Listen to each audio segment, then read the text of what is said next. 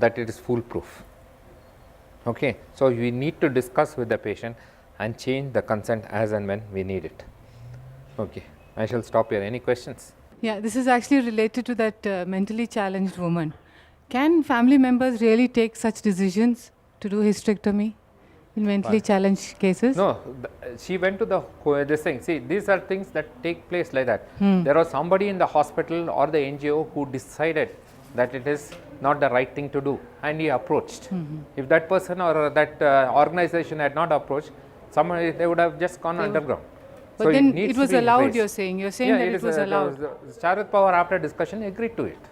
But how can he decide? Pardon? Doesn't it have He's to the go? chief minister. He has to go to court still, isn't Pardon? it? Doesn't it have to go to court still? Not necessary. If this thing, unless somebody challenges in the court, it will not go to the court. It did not go to the court as far as I know. So, do not the prisoners come under the category of vulnerable population, and when they are involved in research? In research, different question. Okay. They are still vulnerable because the government cannot go and say, no, you fellows are there, we will ship you all to somewhere in Saichen Glacier, you will cut ice and make road. They cannot do that. Yes, sir. There are special prisoners, like the president or the senator or House of Representative member. What about him if they take him to the hospital? Yeah. No, see, even that's a good point that you have brought. Even in the prison, there are different classes of prisoners where the privileges are different. And that I'm not an expert to tell whether it is right or wrong, but it's there in the manual, and according to that manual, the prison authorities will act. Yeah, because there was a prisoner who is a governor, and he was out of they take him out of the prison and take him to Dubai for special treatment. Why don't they treat him in Nigeria? Yes. Yeah, those things happen. Some are more equal than others. Everything is not always there, no? Then I think the prisoners have opportunity of saying this is what they want and this is what they don't want. No, but in that case, the problem is the law doesn't allow them to decide that. You know, there is no democracy in the prison.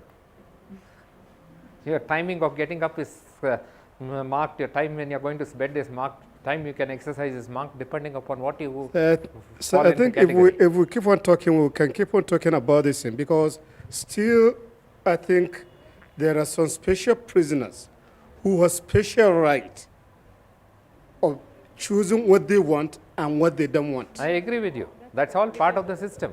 So I have two questions.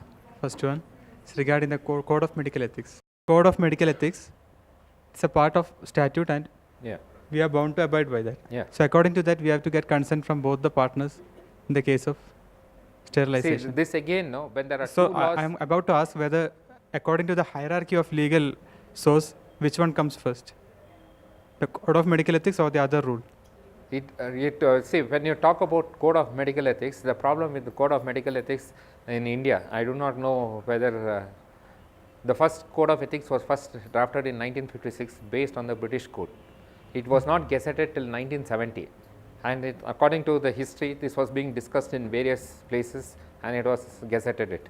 And in the Code of 2002 was finalized in a period of 20 days. The Supreme Court said the code has to be changed, the code was changed. Okay.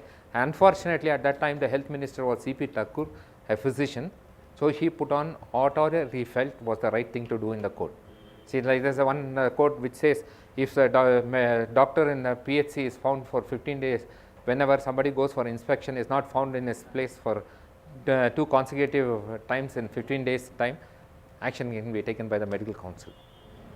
Okay. When you have systems in place for PHC doctors, why should it be in the medical council?